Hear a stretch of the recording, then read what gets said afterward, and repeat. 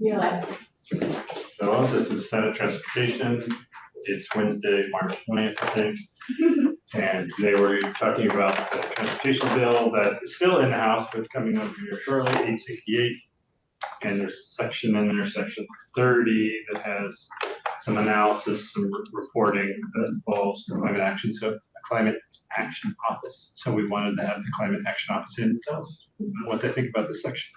Thank you, Senator Virchlik. For the record, Jane Lazorchek, I'm the manager of the Climate Action Office within the Secretary's Office of the Agency of Natural Resources.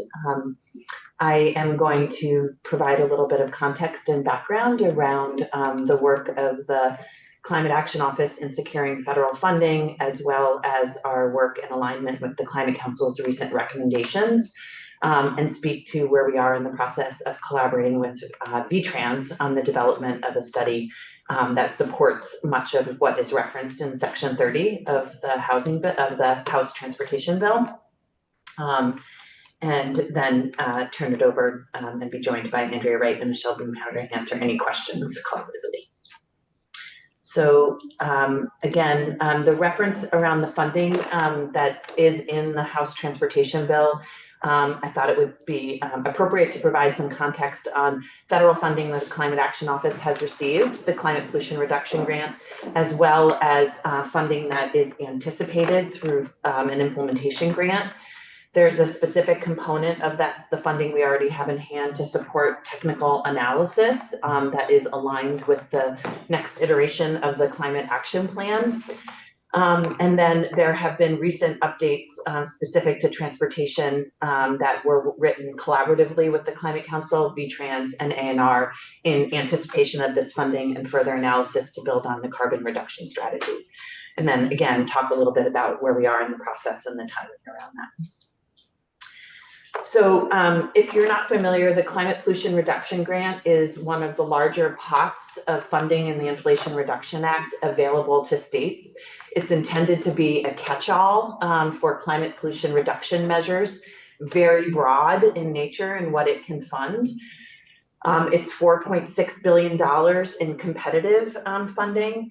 And prior to that $4.6 billion, states were able to opt in to planning grants to help them prepare to apply for that access to that $4.6 billion. The Agency of Natural Resources acted as the fiscal agent for the planning grant, and we opted in a year ago, March of 2023, to receive, every state, if you opted in, you sent your email to EPA, you got a $3 million planning grant that you ultimately prepared a work plan around for subsequently. ANR decided to act in this space, not because we're the only agency or even the primary agency in implementing climate solutions, but with the Climate Action Office being stood up in the fiscal year 23 budget in ANR, the role of the Climate Action Office is both to support the Climate Council, support the Climate Action Plan, deploy climate solutions within our own agency, but we're also staffed by an interagency advisory board that is comprised of all of the other agencies that have a direct role in climate solutions in Vermont, like the Transportation Agency, like the Public Service Department, Ag, and others. And we really see our role as both supporting and amplifying the work of other agencies to meet the collective need of state climate action. So that $3 million came in to our agency last July 1st, although it then took joint fiscal till we only just got access to the funding a few weeks ago. Yeah. So we've been working in good faith to meet the deliverables, and luckily we had a Climate Action Office supported through general fund already to be able to be putting together the deliverables, because we didn't actually have access to the funding until recently, and our first major deliverable was due back in March, which March 1st of this month, which I'll speak to briefly. So when we're thinking forward to the implementation grant, which forward is actually a week and a half away because it's due April 1st, we're thinking about actions that have to show a measurable reduction in climate pollution. And that can both be what you think of traditional emission reduction measures like EVs offsetting an internal combustion engine vehicle, idle reduction, things like that. heat pumps, weatherization. But for us, it also allows us to think about the co-benefits of natural and working lands practices that also demonstrate sequestration, which has a lot of bearing, especially after the recent flooding and adaptation and resilience measures we're thinking about. So that said, the funds will not support traditional adaptation and resilience measures on their own. You have to be able to quantify the benefits of the actions being put forward. And that's the role of the Climate Action Office is doing that in support of the agencies that we hope to fund. It has to be a reduction in sequestration. It can be both. Okay. Yeah, and actually some of our most cost-effective measures are actually the sequestration benefits, like land. Current use. I'm sorry, what? Current use. Yeah, well, actually, yes. Because that protects, I don't know how many thousands of acres of forest land. Yeah, 100%. So unfortunately, That can. yeah, yeah, we tried really hard in thinking about measures to put forward in this grant, how to sort of create a counterfactual narrative around, like, if this wasn't conserved or protected through current use, it could be developed, but it's a very hard thing to demonstrate through like actual equations. And so we've been. No, I wasn't suggesting. Oh, yeah. I'm just talking about what we have in place that actually 100%. promotes Yeah. preservation of our forest Which land. is 31% of all, Yeah. of all lands. You know, yeah, so, well, so this is a federal grant. I'm sorry. No, it's okay. We're working on other stuff. No worries, Senator Kitchell. We're gonna, I think this is a federal grant then. Yeah. this you're gonna get right It's up the to speed background. right now. This background that's gonna get us to today. Oh, Yeah. all right, I'm sorry. No worries. And I know you were Maybe I should look at this. so Read it now. Start from the back. All right, good. Yeah. Where's the money? Yeah. So the climate pollution reduction grant, as I said, our office was awarded a planning grant last summer, July 1st of 2023. That planning grant obligates the state to two main deliverables. One, the development of a priority climate action plan, which we submitted on March 1st of this year, and then ultimately a comprehensive climate action plan, which serendipitously for us was due the exact same day to EPA as our climate action plan update is due statutorily. So you can think of our comprehensive climate action plan for this grant as synonymous with what our update to the CAP will be, which is really great because it allows us to use the planning grant and funds from that to support technical analyses, staff capacity to support the next iteration of the CAP.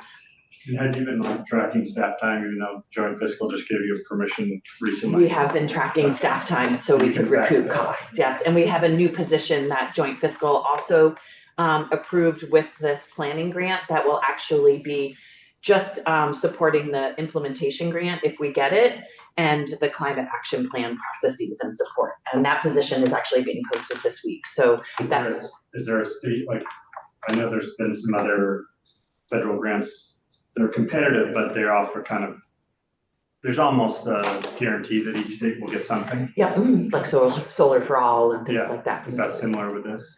No, Okay. which we'll talk about that.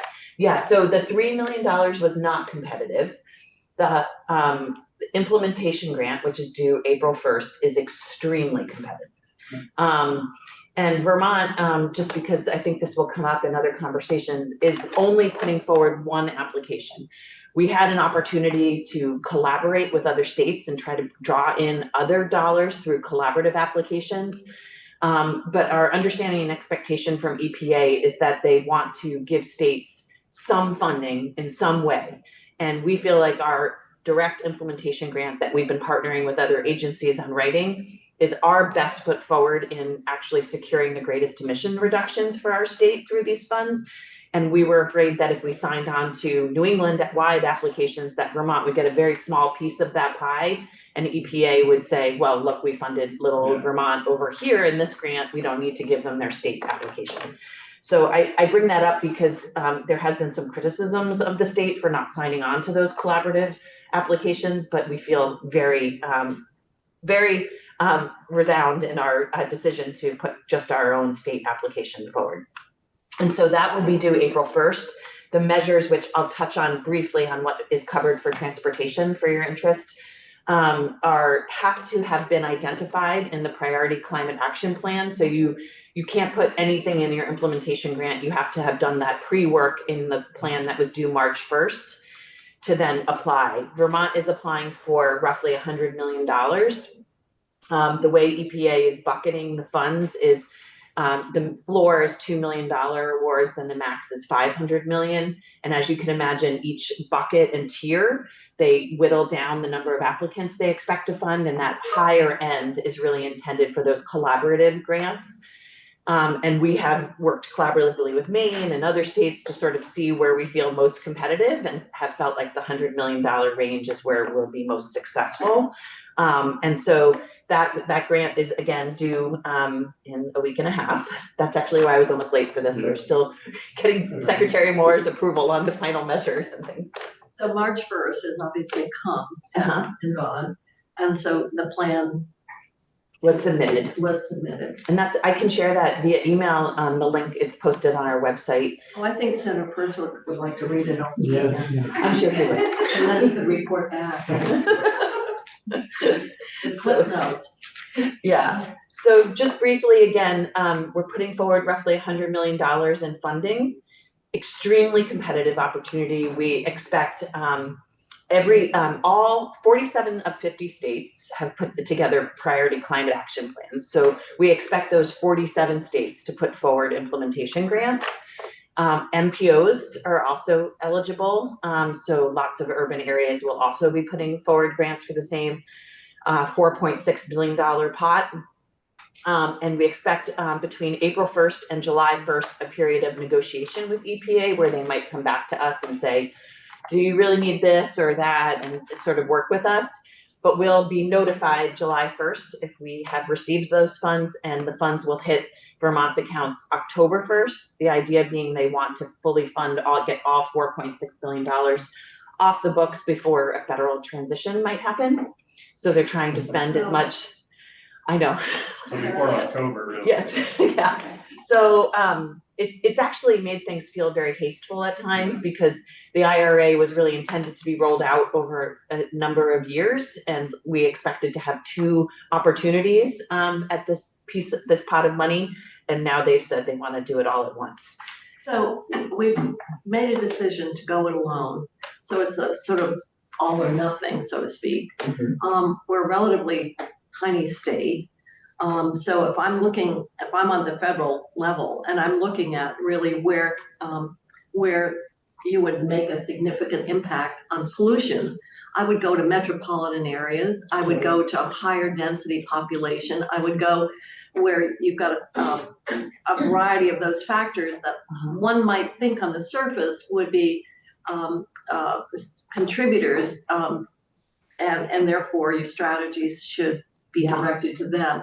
So I'm just trying to think about, Why it they would be would. nice if we got the money, but I'm just wondering, in this highly competitive environment, how Vermont would stack up relative to, I don't know, maybe the city of Los Angeles or New York City or Bayonne, New Jersey, I don't know. It's a great question, Senator Kitchell, and I will say that there's only 5 years to spend these dollars down, so it's a short time horizon.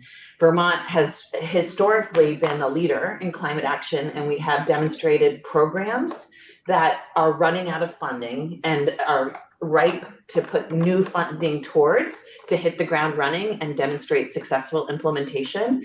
And we are a rural state, so they want to fund a diversity of programs and states. And the final thing has been, we continue to be an incubator for policy and programs that can be then rolled out at larger scale. And so we've done our best to think about an application that will be most competitive in that space. And we also feel like, they would be crazy not to give us something. So I feel like we will get something. It's just a question of what scale and capacity. Right. Somewhere between 20 and 90 million.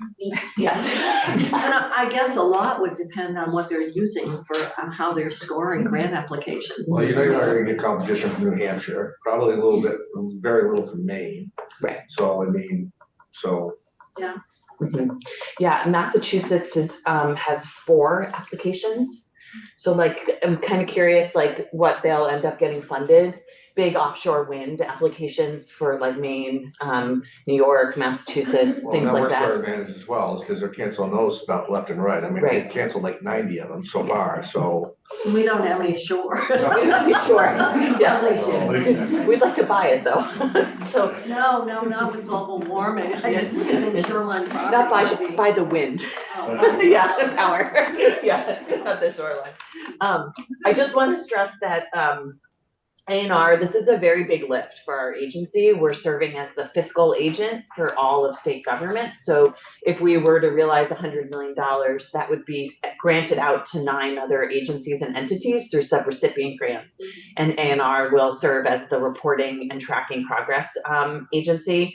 And roughly 50% of that $100 million is anticipated to go to transportation.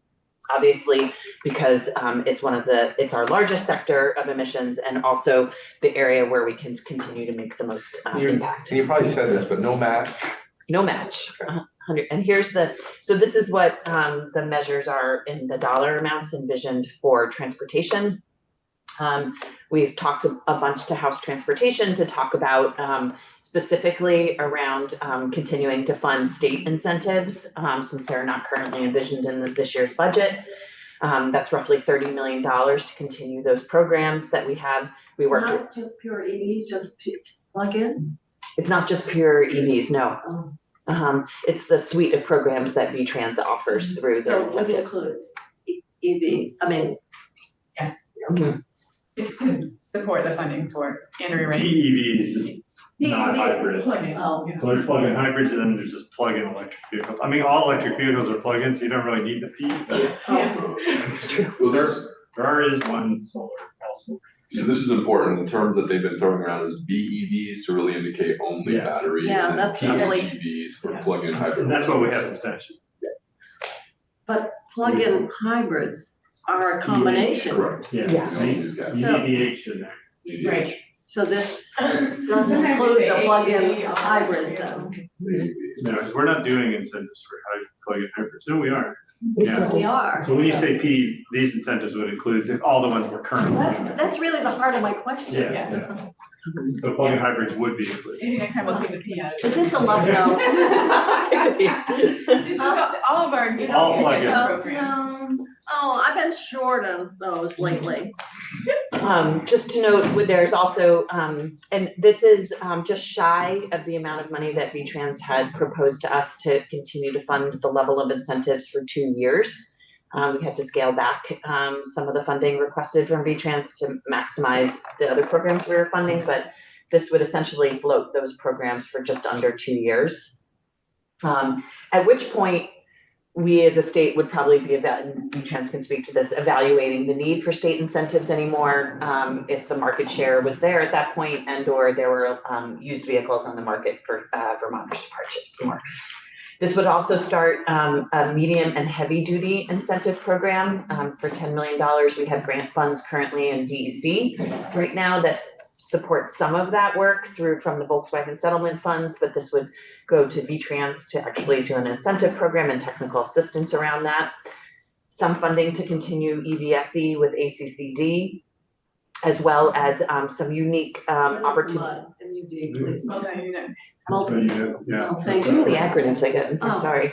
I'm glad that people are here to support me with my own That's the understanding. current ACCD program Yes. that we talked about. And then a unique new program around idle reduction technologies. So this is often like police vehicles is a good one that you think of, like they leave their vehicle running in order to have all of their public safety equipment still running, but there's technology now to support the electrification of that so that you can turn your vehicle off and still have all your safety equipment running, things like that, as well as like bucket loaders can be run and people leave their trucks running to run bucket loaders, things like that. There's technology around that now to transfer to electric. And then EV driver and technician education program, which we currently fund through Drive Electric. So when do you know when we get this grant? Yes, we would get Before it. notices go out? Yeah, we would find out by July 1st. It's coming July. And some of this, the panel upgrades, we also have in the solar for all application. Yes, and we've been working really closely with PSD on this, to ensure, my understanding, and I wish Melissa was here, but is that the way panel upgrades are funded right now, and you probably might know this even better than me, is you don't necessarily get that incentive through the purchase of an EV. Right. And so this would be tied directly to the purchase of the EV. You would get the incentive for the upgrade at home, which isn't triggered right now through the other programs. Oh, I want you to know, I do not have an EV rate. Oh, you figured that, you signed up for it or you found out you were on it? No, I mentioned it the other Yeah. day, and so I got the note from Green Mountain Power that, this is they- what I do, and they said you had to be connected to the internet. And Nathaniel said, he is connected to the internet, so, So now you're on the. yeah, so just, You're saving money. just what I got from being here. And Yeah. that's to talk about responsiveness. I Right. got a note You just, saying, you're right, you just mentioned it in committee. I'm you managing did it, and now it's happened. Once Yeah. I I found don't out have my any good account power like number. that. Huh? Yeah. What? I don't have any good powers like that to Well, create. no, that's probably the best achievement I've had. Well, it's good that you're participating, it helps the grid. Yeah. So, going back to the funding that we actually Oh, do. God, I'm gonna feel so righteous. That we do have, we have the $3 million planning grant, that we currently have access and funding to. Of that $3 million, we set 1 million of it aside through the work plan we provided to EPA to fund technical analysis needs to support the next iteration of the climate action plan. That climate action plan, as I mentioned, is due July 1st, 2025 statutorily from the Global Warming Solutions Act. And that is, again, the same exact deadline that we have for the comprehensive climate action plan, which is called for and a requirement of this planning grant. Of that $1 million, we've held aside $250,000 of those funds to fund a study that very much is in line with what Section 30 of the transportation bill references. The additional $750,000 will go to other supplemental discrete analyses around the cap. So that includes updating the modeling that we use to project where we're going with our emissions, and it includes scenario building around how we close the gap, further close the gap to meet the 2030 emissions reduction requirements of the Global Warming Solutions Act, and also includes some additional funding around how we analyze the ag sector is one that continues to come up in the emissions inventory, as well as propose things like a net zero framework, which is something that is required of the Global Warming Solutions Act and wasn't addressed in the first climate action plan. So where's the other $2 million going? Did I miss it?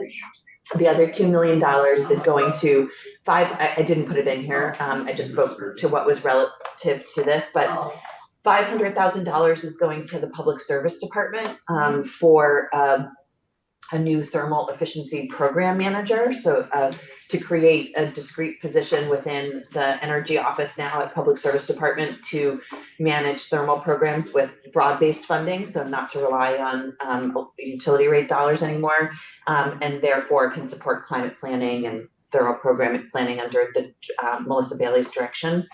That money is being granted to them. $500,000 is going to RPCs to both support in phase 1 of the planning grant, as well as significant other discrete analyses around the climate action plan and engagement. And another $1 million is largely getting eaten up by staff time, administrative overhead, and some other smaller projects with it. Oh, we have another position, 2 positions within the agency that are also being funded with that money, a limited service position, as well as a temporary position that helps with data analyzing.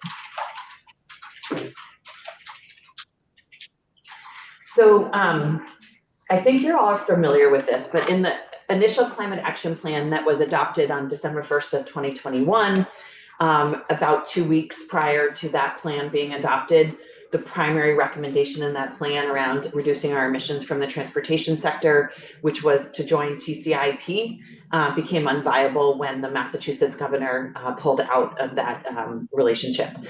And so with 2 weeks to go before we had to adopt the climate action plan, there was no time to look forward for another primary policy solution in the transportation space. And so there was an acknowledgement that further work would be done over the course of 2022 to think about how we could close the gap in the transportation space. A reminder that transportation makes up 40% or so of Vermont's emissions reductions, and TCI was projected to give us about 26% of those emissions reductions.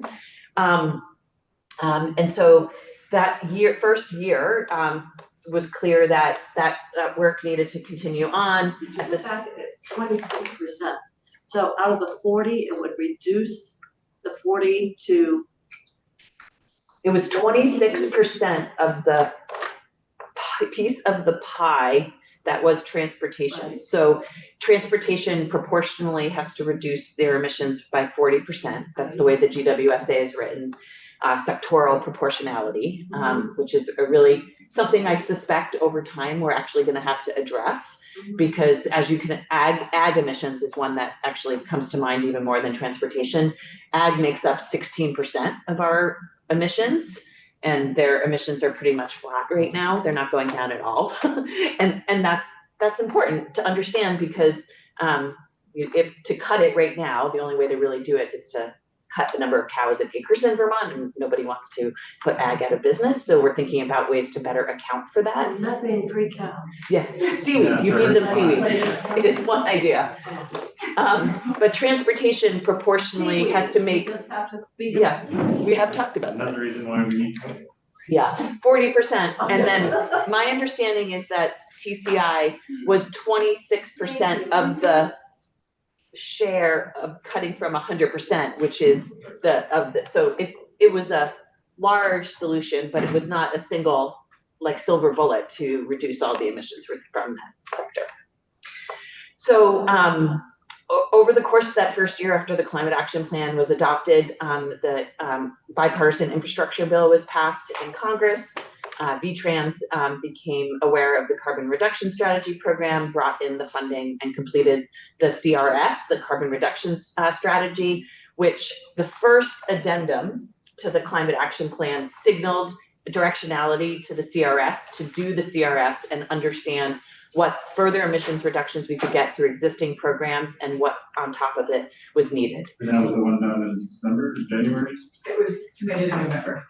It was required through the IAJA funding. And understanding that the CRS still left a gap or signaled need for further policy analysis, the Climate Council at the end of this year, actually in early this year in January, adopted a second addendum to the initial climate action plan that spoke to now doing detailed policy analysis around Vermont joining both the Western Climate Initiative, which California, Quebec are members of, and Washington is expected to join in the next year or so, or the New York impending Cap and Invest program, which it has not hit the streets yet. So I say all of this because I think there has been this tension around prolonged analysis and studies, but Vermont is really well positioned now to have two programs and to actually study not in concept, but the actual rules and how you would modify those rules to, and what those benefits and impacts and costs and benefits would be to the state of Vermont. And so while it's taken us a while to get here after TCI fell apart, we're really well timed to collaborate really closely with New York, who is standing up a Cap and Invest by the end of this year, they say, although we haven't even seen the rules yet, they haven't put them out. So the fact that they haven't made them public yet is a little disconcerting that they're actually going to adopt them by the end of the year. But that is the timeline the governor has articulated in New York.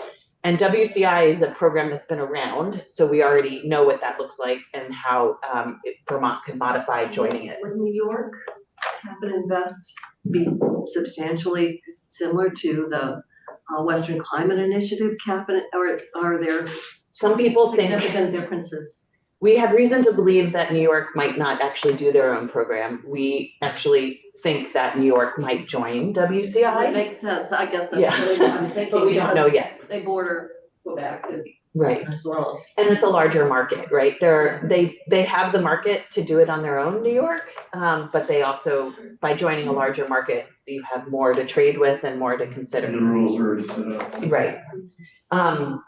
So this is the Climate Action Plan addendum speaks to analyzing these two programs in detail.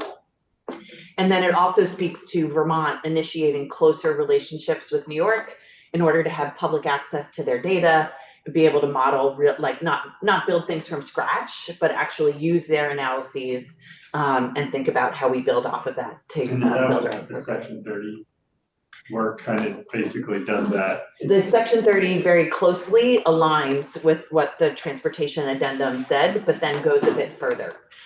When you set up that point, I think you use a cautious caveat that there's been concern that you've heard that there's too much analysis and analysis paralysis. Yes. For what it's worth, I really appreciate and respect that approach, watching our larger neighbors in the direction they're going in so that we can tack on with It's them. like IT projects, take something that has some demonstrated success. Vermont can't be bleeding edge on these large scale projects, and be leading edge, but let's follow the lead, so to speak, and let them work through their larger economies of scale, the kinks of these programs.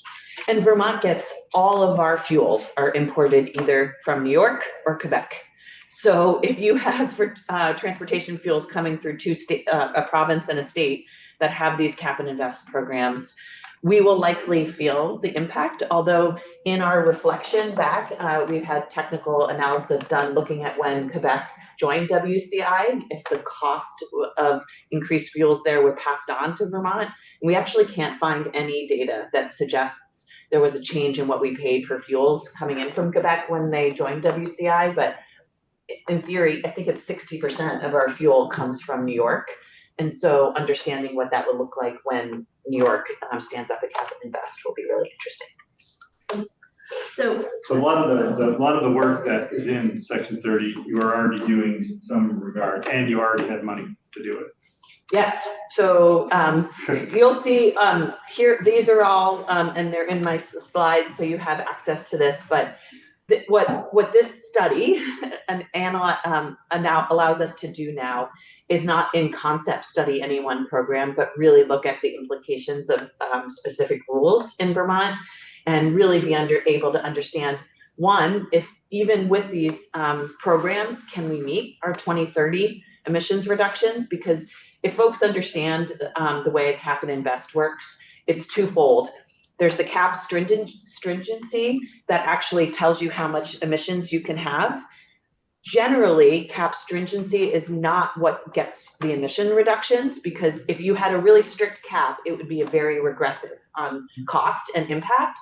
So typically where you get your emissions reductions is the revenue that's generated through that cap that you then invest in the programs on the ground that like EV incentives and other things that get you the emissions reductions.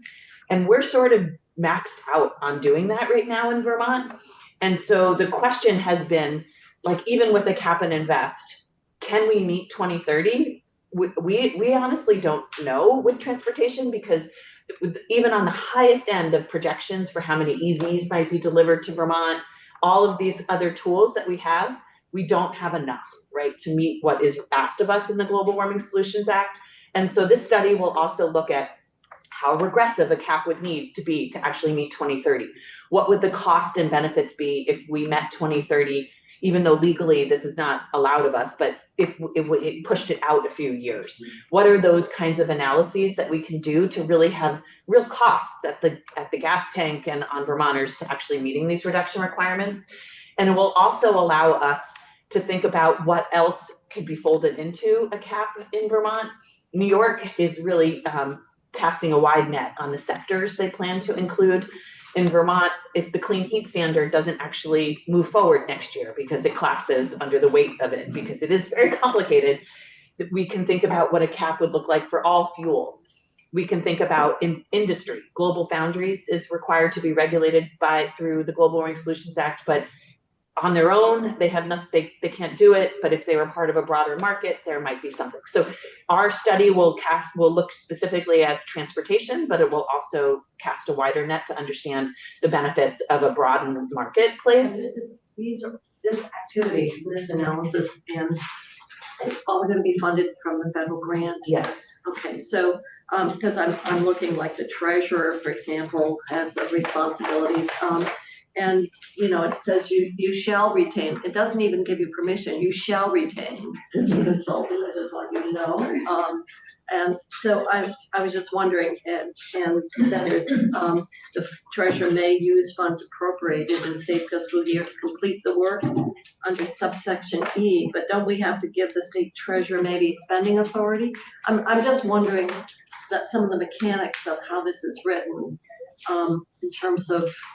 So maybe I'll just share my last slide about Oh. timeline and process. And I'm then sorry, I'm No, just please. reading 30 and. Yeah. I just want to welcome then Michelle and others to speak to some of the details of section 32, but the way that fundamentally this is working is A&R and V-Trans are working really closely on a scope of work right now. V-Trans has access to retainer contracts for transportation analyses that we plan to utilize to expedite the timeline. So A&R is working on a subrecipient grant right now for V-Trans to give them the $250,000 to execute a retainer contract. That scope will be shared. I don't, you don't get notes passed to you during committee. That scope will be shared with the treasurer's office, and we've been coordinating with them to make sure that in the questions we ask of the study, we will get the data that he would need to, his office would need to actually do some of the analysis asked for in section 30. So we're coordinating with him to make sure the analysis will do that. And all of the scope of work deliverables is being closely aligned with the cross-sector mitigation subcommittee of the council, which the 3 counselors spoken to in the section 30 all sit on. So we've decided rather than have smaller sub meetings, we're just going right to the public transparent body, and we'll vet the work that we're doing in that space. So is the treasurer a member of the Climate Action Council? No, So he was brought in. Is this a new role? Yes. That we're, injecting the treasurer's office into? Yeah, And does the treasurer say he needs staff? so I think I can speak to this, but certainly, the treasurer could also be, I a way think, to I- further investigate I this. think we would. Yeah, so for the record, Michelle Boomhauer, Agency of Transportation. I think you're seeing, as you have already surmised, language in here directing us to do something we're already doing. Yeah. And we And, feel good about that. yeah, well. And I'm reading it as like, it's all gratuitous language and, you know, why do we, you know, instruct you that you shall do something? I mean, I don't know, if you had the capacity in-house, then why would we require you to do something? But I don't know, it's just how it's written. Yeah, we don't have the capacity in-house I'm to do assuming you this, don't. but, Assuming so you don't. that's fine. I think there were parties who believed that the carbon reduction, strategy development was going to take a very deep dive and examine these matters that have just been discussed by Jane. As you can see, our study, what did it cost? A couple hundred thousand. This is another 250,000. So this is like a very deep dive, because there are extensive mechanics, and I do appreciate Jane highlighting the fact that there are other efforts underway now that will benefit this and this better understanding how Vermont will be impacted by taking this step. There were folks who felt that the framework for the Clean Water Initiative, whereby the treasurer took a principal role in that Pierce in helping to sort of be a neutral third party, I guess, maybe some would view it as, who took more of an oversight role. This has long-term fiscal implications for the state and its residents. And so I think that was the nexus for bringing the treasurer to the table on this. The treasurer, myself, the secretary of A&R, and the chair of House Transportation all met a couple of months ago. Maybe it's not quite that long, but Feels like it. feels like it. And everybody concurred that this approach of engaging the treasurer in this manner would be acceptable. The treasurer's office, were we going to be providing them any resources through the grant? I can't recall. No resources, but just trying to ask the questions that he would need answered in the. Right, the consultant will be responsible for that economic analysis and providing that to the treasurer to then make recommendation. So the treasurer's office role is, kind of verification, consultation, that framework, and also sort of a neutral party to deliver, quote unquote, deliver the report to the legislature. Because the rest of you can't be trusted if you work for the governor, you know that. I very much appreciate that. Yes. So that's the It background. was very cynical. I know, which is why I appreciate it. That is the background. If you don't have confidence in your, in your top administrators and the work that's being produced, it's unfortunate, that's all I can say, so. But don't deceive us, if you Yeah. ever do, then, but it seems to me that some of that is, we have to write it down because we can't be confident that they will do X, Y, Z, and I sometimes find that a little paternalistic. Has either the, Or maternalistic, in my case. has either the climate action office or transportation been in contact with the treasurer about how this would happen? I don't know if there have been further discussions past that meeting, the initial meeting we had. He had a couple of his staff at the meeting and he's aware of the language. The Secretary of Administration, does she chair? She's the chair of the Climate Council, So yeah. you haven't mentioned Agency of Administration, so I was just wondering. Yeah. They're listed in there and I think because the taxes. Finances listed. Finance.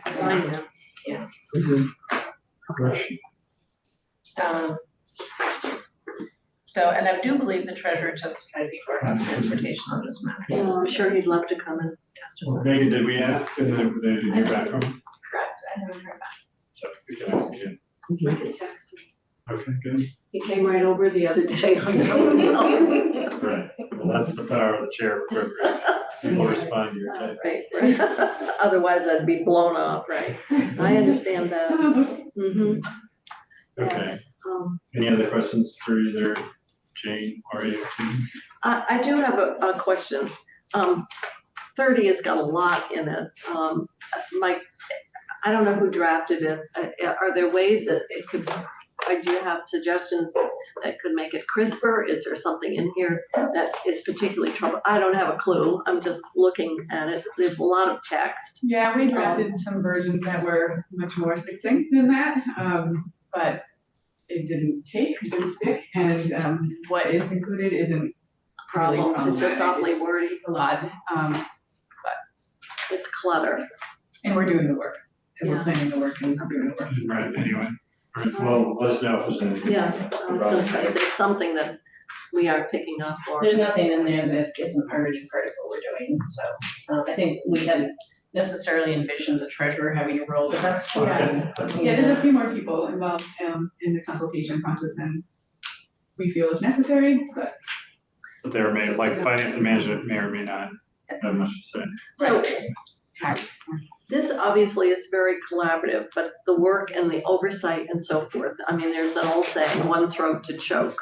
Who is the lead administrative entity per position? Is it a secretary? No, I'm talking about a secretary of A&R. I'm talking, what's the lead agency here?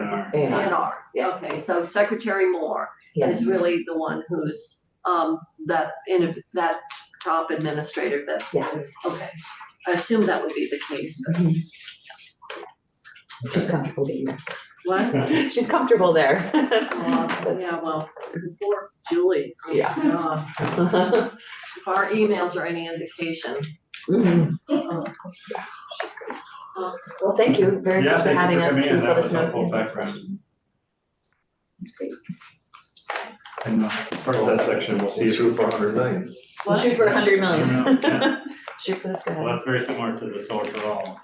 Yes, it's almost, it's identical. We had hoped to know if CSD had been funded and how much for Solar for All before putting this out. Well, they did say, I think March or April. Yes.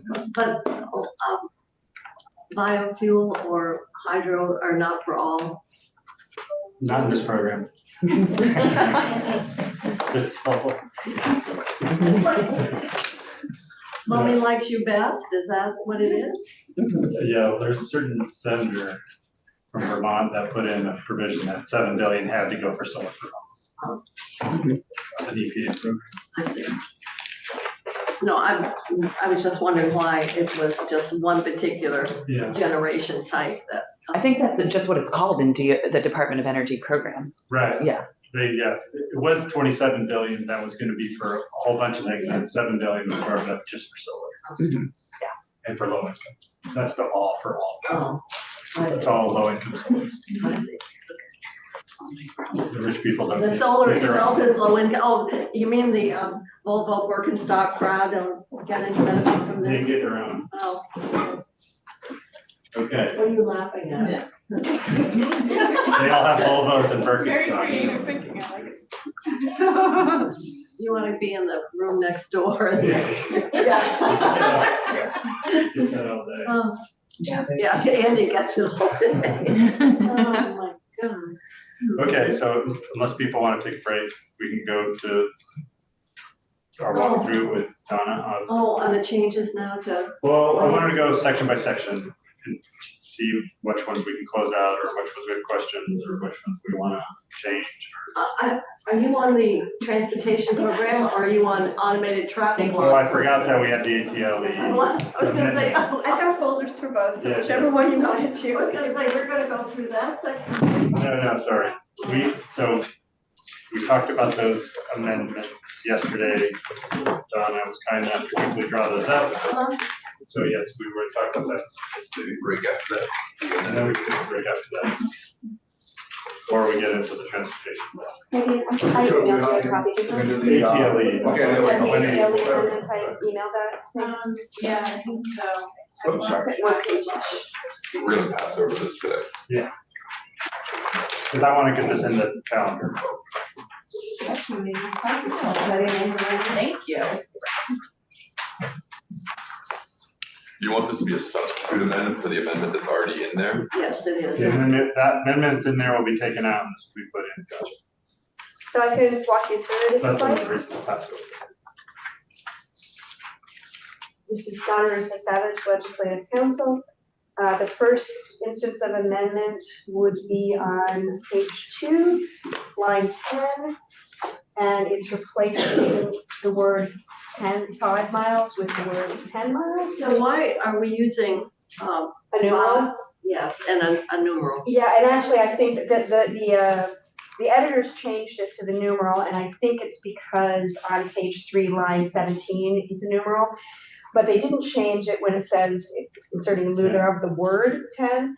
I think probably should, if we're gonna use a numeral, it should say the numeral 10. So I'll change that before it goes. Well, at one point, Anthea, I remember said that if it was 10 and under, it was a numeral. And then- Correct, but I, unfortunately, when I did the amendment that you asked for, not the amendment, but the original draft 4.1 on page 3, line 17, I put in a numeral, and so they are doing it for consistency. Okay, Sorry. well, that's fine. However you and the editors want to do that, that's Okay. fine. But this is just aligning those two But numbers. you don't thereof the word 10. 10 is not a word. Exactly, that's what I just said. They changed it from TEN to the numeral, but they didn't change word to numeral, so I will change that before it goes up.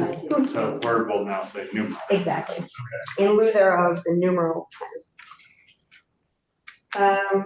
The second instance of amendment is to 1606 subsection A. That is on the top of page 4.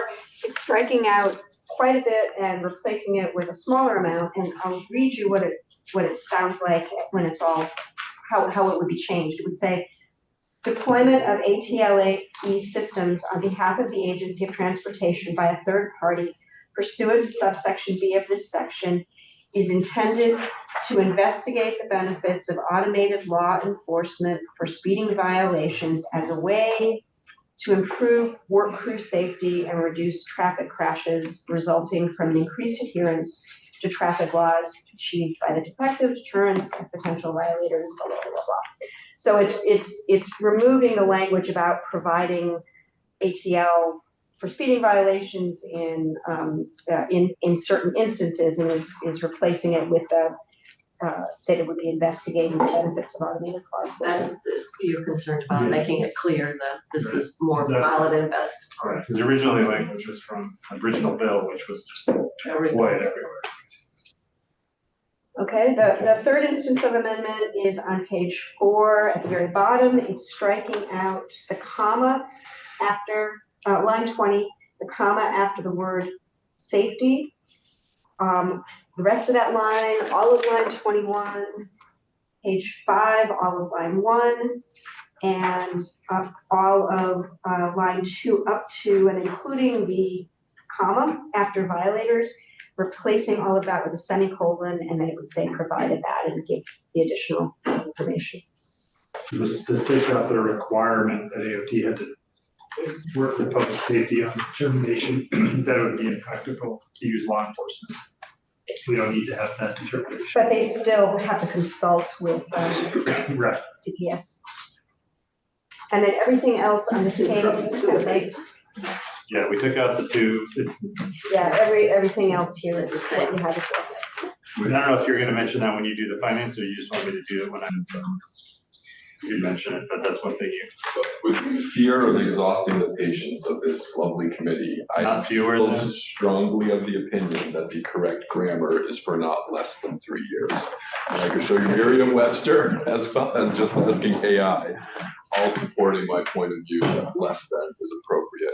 If that's the case, I'm happy to do that, but what you have, no, oh, okay. No, I was just gonna say, that was taken from existing law that's also in this bill, which it's the same. So if you want to change it, we need to change it there too. I say this because it was raised as Yeah, a yeah. floor amendment by another state senator that we served with. I read the Merriam-Webster and I thought that supported saying fewer than. And so did Strong and White. So. Well, strong then and you white. can't Can you show me the argue. strong and white argument? Drunken way. It's at home, but I can tell you that it said you use, wait, which is this? I'm gonna see which one it is, I'm gonna get myself. Trust artificial intelligence. Yeah, you would, It's less. yeah, that you would use less than if it's quantity and fewer than if it's a number. But I did look it up Something that too. can be, Sometimes you do less than, even though it's a like for dollars, we say less than $20. We don't say fewer than $20. Right. So there are times where we use less than, even though it's something that you can count. right? But so it's all to say that it doesn't matter. I think you've got more things to talk about your grade stuff. You know what, if anybody brings it up, you can say it's to be consistent with existing law. We can get it right, because we don't need to be corrected. Yeah, well, I thought this would give, If I was presenting this, I would talk to Senator Hardy before bringing this to the floor and see if she concurs. Would you like me to with check with her? interpretation. That's me. Only because she I brought think it this, up. you could talk to her. Okay. You're gonna talk to her? I'm not presenting it. It's not my topic. Senator Persick, would you like me to run it by her? I don't think we need to. I think Okay. they can bring it up, we can say this is what the editors have said. The and- grammar police. And if other senators have an issue, they can bring it up. They could offer their floor. And if they do offer a floor amendment, they need to change the existing law in 1607, which is also part of this. I support her. It's already an existing law. I just took that phrase and moved it over. I mean, I think you could say less than in this instance, and It sounds like that's one of those ones that could go either way. Yeah. Because of, so I'm just supporting the editors, hardworking staff. That's a harmony way to the floor. to- also say that Secretary Bloomer accepted it, so he usually We calls accepted me the other up. one that we switched. Okay, well, he usually calls me up if he doesn't like something and change it, so. Okay, well, as long as the agency isn't confused about how many years we need to hold this, that's fine. So I'll make that one change and print it out and give it to you so you can bring it up, is that? Yes, Okay. as long as, is everybody okay with this? You have Maz's name Your on there. name's wrong. Yes, it's on. We have Maz's name on there, Yes, is that that's okay? He said, okay, if we changed two things, I assume he'd be okay with Yeah, I'm it. sure.